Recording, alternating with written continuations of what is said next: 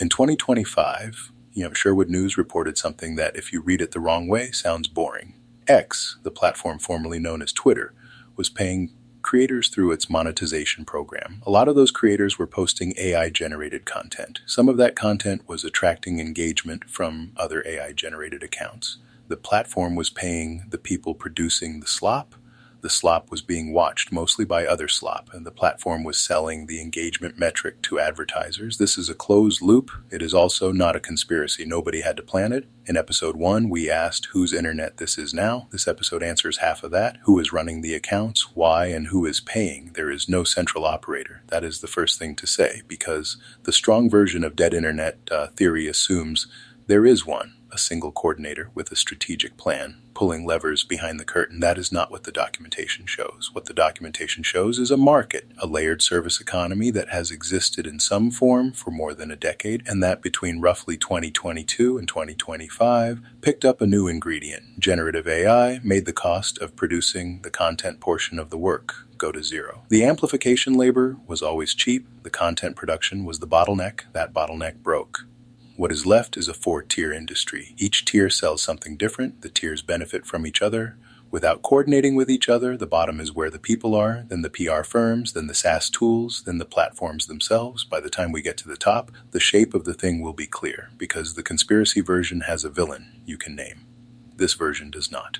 In 2023, a British photographer named Jack Latham published a book called Beggar's Honey. It is a photo project. The photos are of click farms in Vietnam, rooms of phones mounted in wooden frames, each one logged into a social media account, each one tapping out likes and follows and short comments on a rotation. One operator runs between 50 and 400 devices through specialized software. The work is paid per action. A like is worth a fraction of a cent. The math works because the volume is enormous and the labor is paid at or below local minimum wage. The geographies are familiar: Vietnam, the Philippines, Venezuela, North Macedonia, and a dozen others across South and Southeast Asia, Africa, and the Middle East. The Macedonian operation became famous in 2016 when over 100 sites in the town of Veles outperformed the New York Times and the Washington Post combined on Facebook on the 20 top performing stories in the final 3 months of the U.S. presidential election. One of the operators later identified was a media attorney named Trishay Arsov, who organized a network of sites.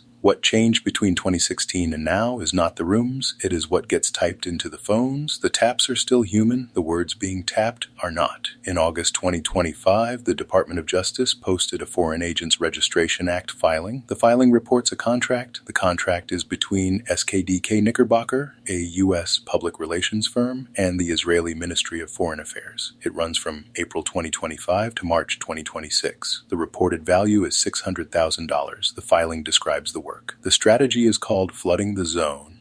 The deliverables include the use of automated tools to amplify Ministry of Foreign Affairs messages on Instagram, TikTok, LinkedIn, and YouTube. This is what the synthetic engagement industry looks like when it goes legal. It has a budget line, it has a registration number, it has a brand name firm with offices in Washington. The government filing is the only mandatory disclosure in this specific chain. Every other voice in this chain carries no legal obligation to be accurate. SKDK Knickerbocker is owned by a holding company called Stagwell.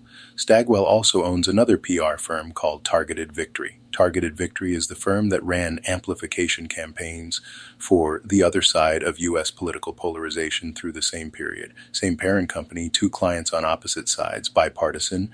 The bot infrastructure is not partisan. The bot infrastructure does not pick a side. The bot infrastructure has a price list, and whichever client is paying that quarter is the side the infrastructure works for. A formal disclosure, a name brand vendor, a 6-figure contract, and a bipartisan parent company. The middle layer hires people. The next layer up does not need them. In 2024, the Federal Trade Commission filed against a company called Rytr.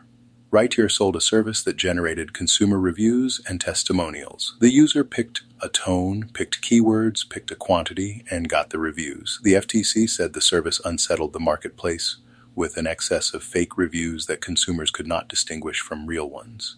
In December 2025, that order was reopened and set aside following a Trump administration directive to review AI-related FTC actions. The regulatory posture toward the tier is itself in flux. The FTC has filed at least 12 AI washing cases since 2024. The losses to small businesses in that one ran up to $250,000 per claim. A click farm action costs a fraction of a cent in human wages. A SaaS-generated artifact costs a fraction of a cent in AI inference. The floor of the cost curve did not move. The ceiling came off. A subscription now buys unlimited synthetic content output, and the marginal cost is whatever the inference call rounds to.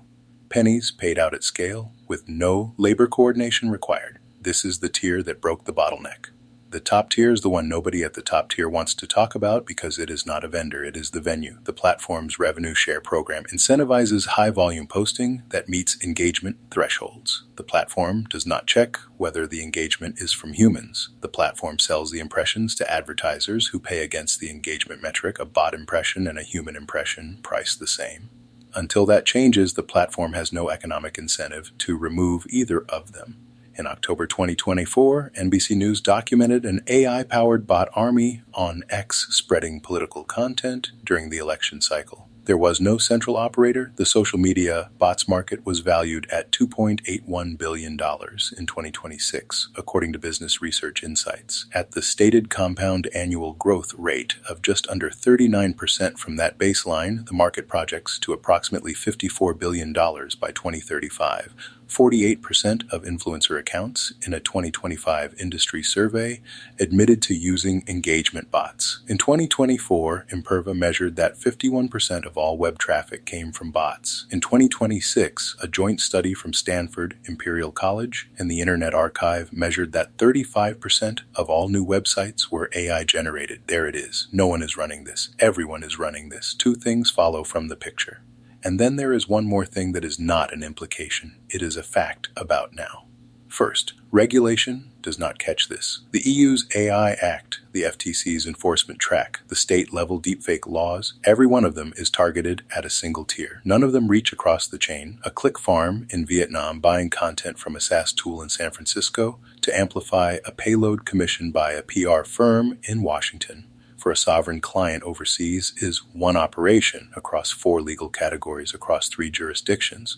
No regulator has standing over the whole. Second, the incentive is one-directional. Every tier wants next year to produce more synthetic engagement than this year. Platforms make more, SaaS sells more, PR firms bill more, click farms scale more. There is no actor inside the system with a reason to slow the system down. The numbers you just saw, the 51%, the 35%, are old. The market is growing at 13 to 39% a year, depending on whose methodology you trust. The synthetic share you experience today is higher than the most recent study can describe. Every actor benefits. No actor coordinates. The system runs because there is no one to ask to stop it, which leaves us with a question. If every actor benefits and no actor coordinates, who has standing to stop the system? That is the door into episode 3.